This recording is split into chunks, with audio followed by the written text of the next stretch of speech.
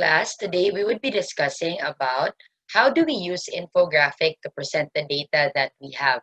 In the previous lecture, you discussed or we have discussed about the elements and the principles of graphic design. So right now, we would be presenting data in infographic considering those elements and those principles. So the objective of this lecture is at the end of the lesson, you would be able to first uh, understand and differentiate different types of infographic.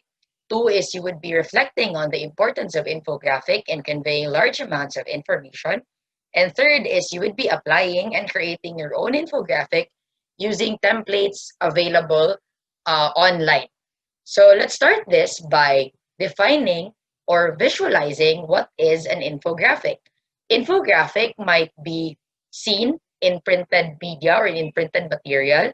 It might be seen in bulletin boards or probably in social media. So infographic might look like this, right?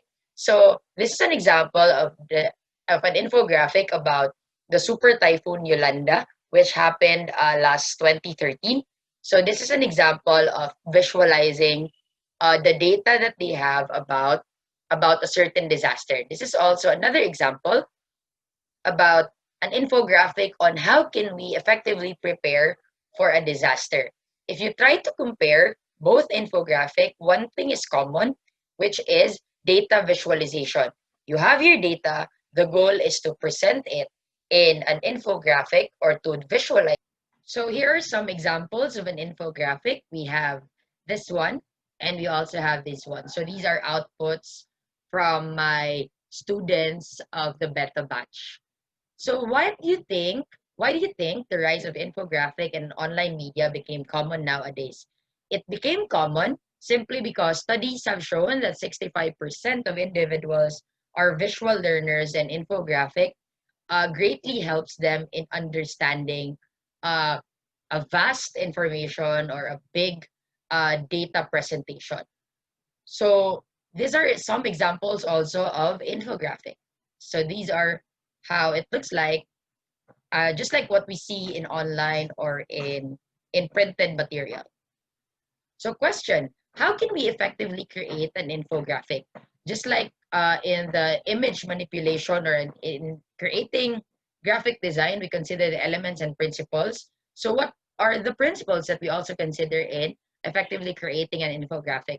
First is we would consider the four elements in creating an effective infographic, which is presented in the Venn diagram on your screen. So what makes a good infographic? We need to consider data, design, shareability, and story. So in data, it must be reliable, timely, and the content should be very much related to your problem or to your story presented. This is where you can apply the skills that you learn in lesson 2 or the skills in contextualized research and online search and research. Number 2 is we also consider the design. Lesson 4 discusses the elements of design. So you need to consider the theme, the colors, and the fonts of your infographic to make it effective. Third is you also need to consider the story. Make sure that the story or the problem is clear to your audience. Make sure that the message is clever or the message is presentable to your audience. And lastly is you also need to consider the shareability.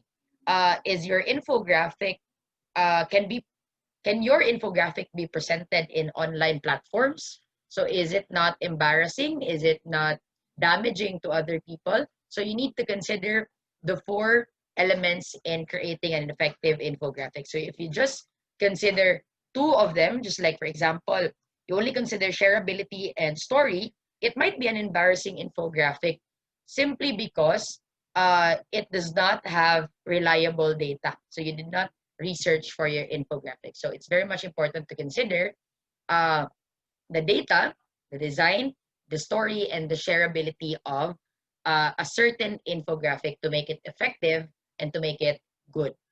So what are the other things to consider? We also need to consider proper planning and proper research. Second is you keep it simple and direct to the point. And third is you also need to use the appropriate charts and graph. So whatever is appropriate to your infographic design or to your presentation, so use the appropriate charts and graph. So here, number two, we now consider or we now check what are the different types of infographic and how is it relevant to what type do we need to use. So the first type of infographic is the visual article.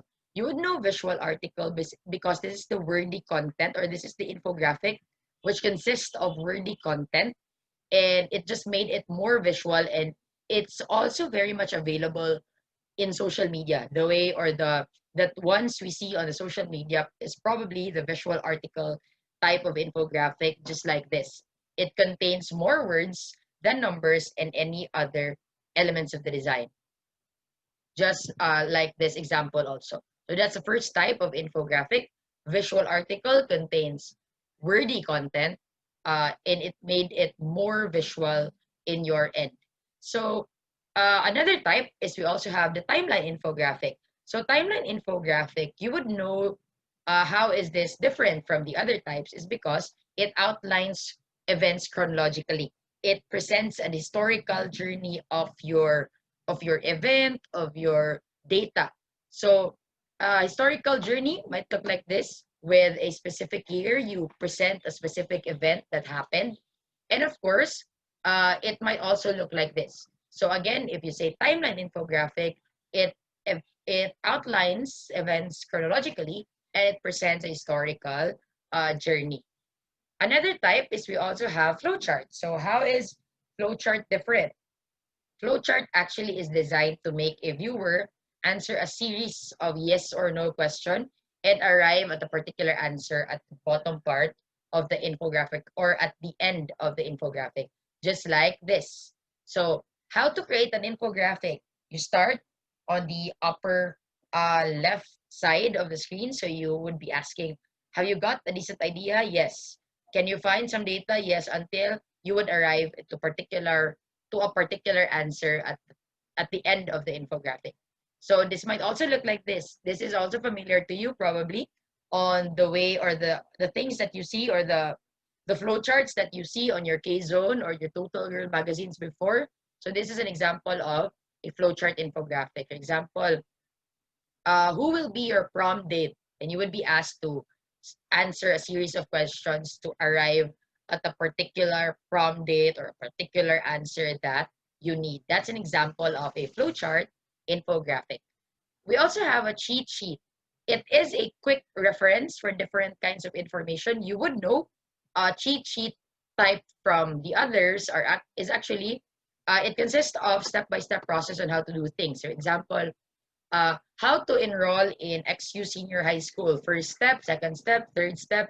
So that's an example of a cheat sheet infographic. So it might look like this one. Another type is we also have comparison. From the word itself, a comparison infographic compares two or more things in its design or in its presentation. So it might be a side-by-side comparison. It might also be a comparison of three or more things or three or more people.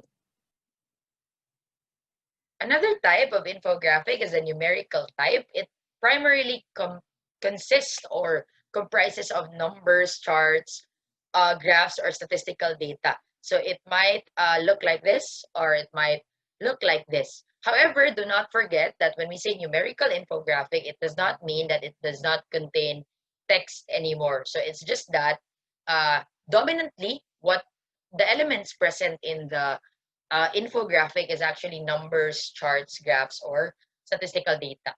Another is we also have photo infographic. Pictures are used to tell the story of the infographic, and it might look like this. So again, the dominant element in your infographic with this type is actually the the photos or the pictures. Last type of infographic is data visualization. You would know data visualization. It's because it is used for large data and it focuses more on creative visualization. So the goal of this infographic is to grab the attention of the viewers to actually watch or to actually read the infographic because of its design. So it might look like this, or this one, like how you present the 9 types of intelligence, or how you present what happens in an internet minute in 2070. So those are the types of infographic.